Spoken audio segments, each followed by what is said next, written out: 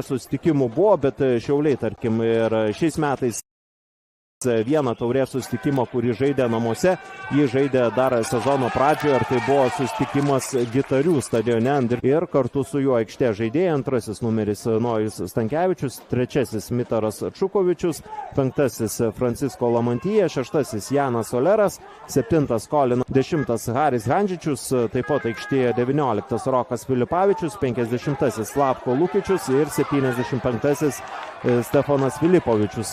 Čia Ligijus Jankauskas, kol kas viskas gražu. Pergalingo įvarčio autorius, jis buvo tame praėjusiu visais 11 žaidėjų aikštėje. Šešplaukis pakovojo, kaip ir Mantas Kuklys. Na čia ir Saulė išlindo, manyčiau, tikrai nepamaišysi mums stebėti šias rungtynes žaidėjams, metrų baudiniai. O Kauno Žalgiris taip pat žygiuoja kol kas užtikrintai.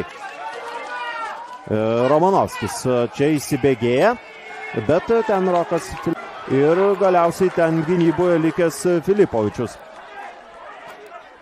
sutvarko visus reikalus, išmušdamas kamuolį, bet Šiauliai dar nenuleido čia visą.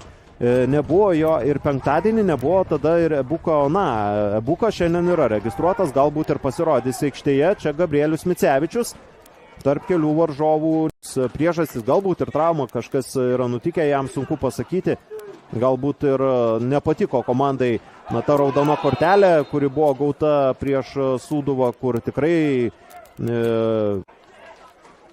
o aštuntfinalyje beje Šiauliai 2-0 nugalėjo Bivan NFA ekipą. Romanovskis išmušdami kamuolį. Čukovičius atgal vartininkui. Čukovičius žaidė gerą susitikimą praėjusią savaitę. Handžičius, Jankauskas, Romanovskis, aišku, tie žaidėjai, kurie yra patys svarbiausi komandos atakoje. Šebetūnas paliktas, veikėjų yra ir tų pačių. Ypatingai nemažai jų yra Šiaulių komandoje, kuri dabar organizuoja ataką kairiajame krašte. Deividas Šešplaukis jau baudos aikštės su Francisko Lamantyje. Čia yra tempiamos už marškinėlių, teisėjas leidžia žaisti, sunku sustabdyti Deividą, kai jis yra įsibėgėjęs, smūgis į vartus. Pirmavo.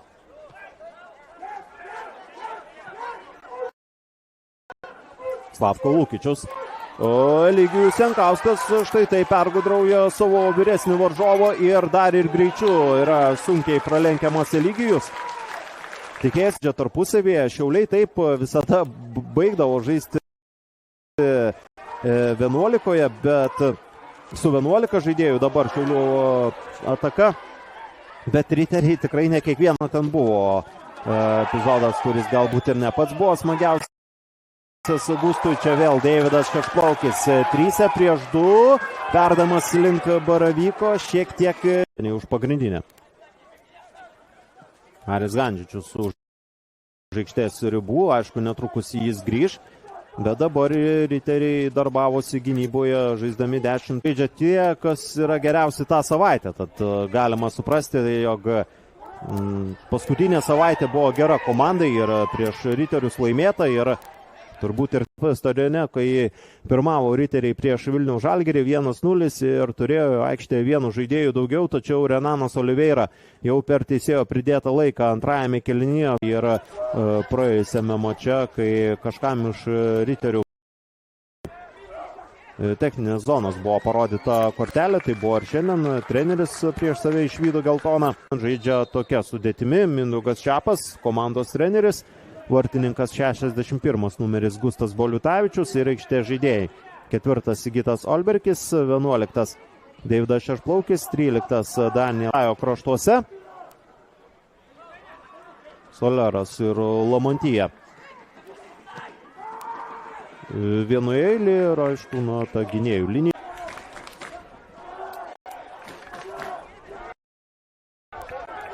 Romanovskis, dešiniajame krašte yra Gabrielius Mickevičius. Taurėje jie tada nukeliavo iki pusfinalio ir pralaimėjo tų metų taurės nugalėtojams, savininkams Panevėžiui. ieškos Bukona. Jis pasiruošęs pasirodyti aikštėje ir taip pat matysime debiutą. Andriui Rosiveris. Kartvelas pasirodys aikštėje. Čia tiesa dabar Šiaulių ataka. Eligijus Jankauskas smūgis ir 63 minutė Eligijus veda į priekį Šiaulius. Šiek tiek anksčiau negu penktadienį, bet kas iš to, nėra skirtumo. Įvartis yra. Ir Jankauskas muša. Antras Eligijaus įvartis Taurėje. Bet kol kas pats svarbiausias.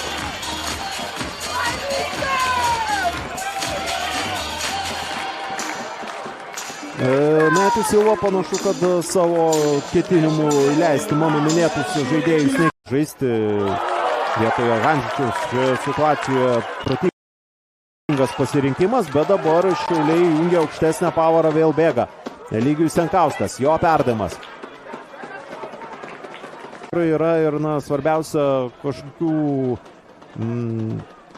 neprotingų sprendimų nepadaryti, kad negauti kokios raudonos kortelės.